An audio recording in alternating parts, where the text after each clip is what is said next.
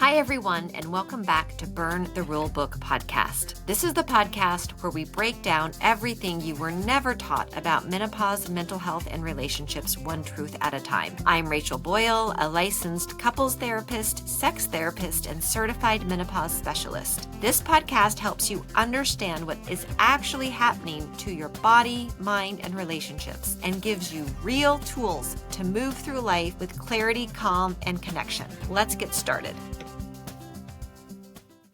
Hi, everybody, and welcome back to Burn the Rule Book podcast. Today, we're talking about a phenomenon that many women describe with a mix of relief and shock, that during perimenopause, it can feel harder to keep people-pleasing. And some women say, I used to tolerate so much, or I used to stay quiet, and now I feel more direct and maybe more irritable, or simply just less willing to contort themselves into a pretzel to keep the peace. So today we're going to cover what perimenopause does in your relationship and why that can change how you show up with your partner, and how to turn this perimenopausal shift into a healthy voice and set boundaries and limits instead of using conflict, guilt, or distance that can create relationship ruptures. So the people-pleasing pattern is really an unconscious nervous system strategy. So when I say people pleasing, I'm not talking about kindness or thoughtfulness. I'm talking about an unconscious survival strategy of reading the room, smoothing out the tension, anticipating other people's needs before they even know what their own needs are, staying easy, nice, agreeable constantly, and minimizing your own needs to preserve connection with others. Now, for most women, this pattern has been reinforced throughout your entire life. It can come up even more often if you grew up in a family where there was any kind of an addiction, a mental health issue, or where conflict felt unsafe. So for some women, they learn how to read the room and anticipate what other people are feeling at such a young age that it feels like a sixth sense to them in adulthood. However, all of that has a cost to it. And that cost is your energy, your time, your connection, and your feelings of well-being. Now, keep in mind that our culture really rewards women for people pleasing. You get rewarded in the workplace for being helpful. But then on the flip side, you get penalized if you're too direct. And this is due to our patriarchal culture. So this can happen at home. It can happen with friendships where through media, through books, from your friendships that you develop at school, in the workplace, all of this patriarchal culture is reinforced everywhere in every human's life. And it's happening all the time. So most of us have internalized this and don't even realize that we've internalized it. In fact, I would go so far as to say is every single human alive has internal patriarchy that they don't realize that they have internalized. And then when you finally get into perimenopause, that's when you really start to look at some of this patriarchal context, which is how people pleasing with women fits in, and you start to unravel it. So in the patriarchal culture, women are expected to be endlessly nice, easy, forgiving, and caretaking of others at a cost to themselves. And Carol Gilligan has done a lot of work on this. When women step outside of the traditional patriarchal roles that are expected of women, then they tend to be punished. So punishment can look like backlash. It can look like when a woman speaks up in the workplace, she can get punished. If a woman is too direct, people will attack her character. So when women start to step outside of the patriarchal norms and are more direct, more honest. Now, and I'm saying this, if you do it, even if you're doing it with kindness, you can still get backlash. So even though you're going to get some backlash when you start doing this, it's going to lead to you having more freedom. It's going to lead you to being more comfortable in your own skin, because people pleasing takes so much bandwidth. It takes the ability to inhibit your natural impulses, constantly scanning and managing your own emotions based on other people's emotions, and then keeping it together even when you're completely depleted. And perimenopause comes along and then throws in this even more depletion on multiple fronts, biological, psychological, and social. So it kind of is the turning point for a lot of women as to what they can no longer tolerate. So just a quick review, perimenopause, it changes the body's baseline. So your ability to tolerate things becomes less. And perimenopause, ladies, this happens way sooner than you think it's happening. So start tracking this in your late 30s. And because that is whenever the ovaries start to become more erratic with how the estrogen is being produced, it becomes highly chaotic, your estrogen production, a lot of times starting in the late 30s all the way up into early to mid 50s. And this fluctuation of the estrogen and the progesterone is going to affect your mood. It's going to affect your bandwidth. It's going to affect how patient you are. And so many women can experience mood swings, irritability. They can have increased anxiety, even panic attacks, depression. Suicidality is the highest for women in perimenopausal years. It also creates sleep disruption, brain fog, and many other physical, emotional, and mental disruptions, because remember, you have estrogen, progesterone, and testosterone receptors in your brain, in your skin, in your muscles, in your bones, in your digestive tract. They are all throughout your body. So whenever your estrogen and progesterone start to fluctuate wildly, it's going to impact your brain and it's going to impact your moods more than you thought it was going to be. So now the Menopause Society has highlighted research showing anger, irritability, impatience, and feeling out of control can be more pronounced during perimenopause than other stages of a woman's life. Now add to that the reality of midlife women who are typically in a demanding job at work. They're partnered up. They're typically doing more of the mental and emotional labor in a heterosexual relationship. They're raising kids and they're taking care of older parents. This is an impossible task for one person to manage, but because our patriarchal culture has influenced us to believe that women are the default caregiver, then women unknowingly keep saying yes and taking on these caregiving tasks without taking good care of themselves, because they've internalized that if I don't do all of these things, if I don't look how other people think I should look and behave how other people think that I should behave, then I'm not a good person. And that is the fallacy, and that is the trap that so many women fall into for most of their lives until they hit perimenopause. And then with all the chaos that happens with the estrogen and the progesterone, they just get to a point where they care less about what other people think. So when when women say, I am not people pleasing anymore, it's often less about being selfish and more about having less capacity to override their own culturally learned internal signals of how they've grown up and what they've been told of how they should be and how they should act and how they should look. And we, as women, we get these signals all day long, every day, especially on how we should look. Women feel like they're becoming a different person. And the truth of what is happening is that your brain is literally changing. Dr. Lisa Mosconi has done groundbreaking research in this field of what happens to women's brains during perimenopause. And she's the first one to do this work because up until recently, scientists and researchers didn't really care what was happening so much with women because the field was male dominated. So now that we're having more women who are educated and in these fields of being doctors and researchers, we're starting to find out some really cool things. And what's really interesting is that there's 3 times in a woman's life that her brain literally reorganizes itself. It's puberty, pregnancy, and perimenopause. Okay, so let's say if you don't have any children, that means your brain reorganizes itself twice. And it can feel massively uncomfortable whenever that happens. And it can feel like you are a different person. And the reality is that you are becoming a different person, and how you harness this energy of change can actually lead to some really empowering moments in your life. So whenever you're people pleasing, you are tolerating your own internal discomfort.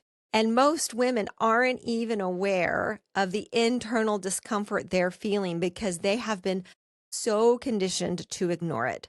As women, we are taught from the time we pop out of the womb to ignore our own discomfort. And that comes with painful periods, difficult childbirth, the recovery from childbirth, the postpartum phase. Throughout our life, we are taught to tolerate our own discomfort so that other people feel better. So when you do this for an extended period of time, which most of us have, you will start to develop resentment. And then you swallow the resentment and you swallow the resentment, and then perimenopause hits and you no longer have the same ability to keep it all smashed down and stay quiet about your needs. You don't have the ability to push through the exhaustion. So your old strategy of keeping the peace by abandoning yourself starts to feel unbearable. Now, this can be a crisis, or it can be something that can lead you to having a more fulfilling life. So there's something really important here. Less people pleasing can be done with growth when it's done with relational skills. And this is really, really important because we can hit perimenopause and we can try to push through this space without relational skills. And that can really damage your relationship.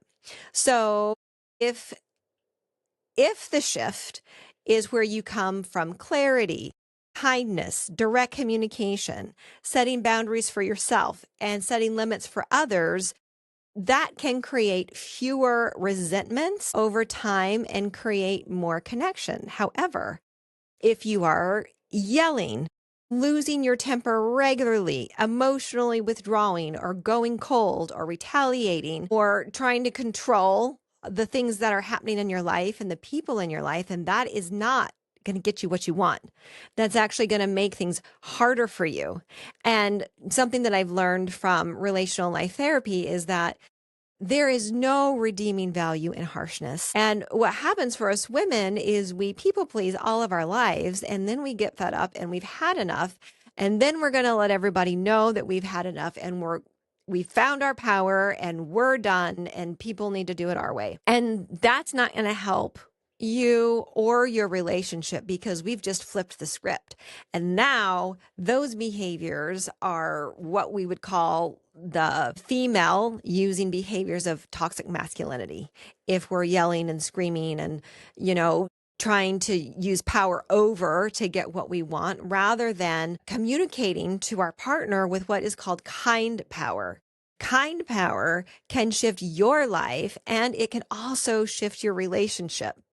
So when women move out of people pleasing during perimenopause, there are often three underlying upgrades that are happening. The first one is the cost of silence has become unbearable. Your system is already taxed. You can't afford the extra labor of pretending. And this pushes honesty. Honesty is important as long as it's said kindness and with the thought of how is this going to impact my partner? Now, that doesn't mean that you don't say what your truth is that you're just saying your truth from a lens of kindness and thoughtfulness. So also, number two, your values get louder in midlife, often bringing on a reevaluation about what matters to you, what's sustainable, what are you no longer willing to carry alone. This happens a lot in heterosexual relationships with the mental and emotional load. And also your body is becoming less negotiable because you're dealing with sleep issues. You can have anxiety that comes up. Your libido is changing. You can have the genitourinary syndrome of menopause happening. You can have more sensory sensitivity. And if you've got something like ADHD or anxiety, depression, all that's going to get worse in perimenopause. Especially if you've been undiagnosed, you don't realize what is happening, then it's going to really kind of send you out of your window of thriving. Now, all of this, as uncomfortable as it is, can lead to being profoundly liberating. So the first tool is to set boundaries and limits. Boundaries are for self. My internal boundary is what keeps the outside world safe from me. So if I'm yelling, if I'm angrily complaining all the time, if I am doing things like that, then I do not have a strong enough internal boundary, and I need to work on that. Limits are what keep me safe from the outside world. So if I have someone in my life who is maybe yelling at me or saying mean things, then I can set healthy limits. Healthy limits means if they're yelling at me, I ask them not to. If they keep yelling at me, I go into the other room. If they follow me into the other room, then I can get in the car and I can leave the house and I can go somewhere safe. Remember, the only person that you can control in a relationship is you. The next is to make sure you're switching from complaint to request. So if you're complaining, it's going to be really hard for your partner to hear it.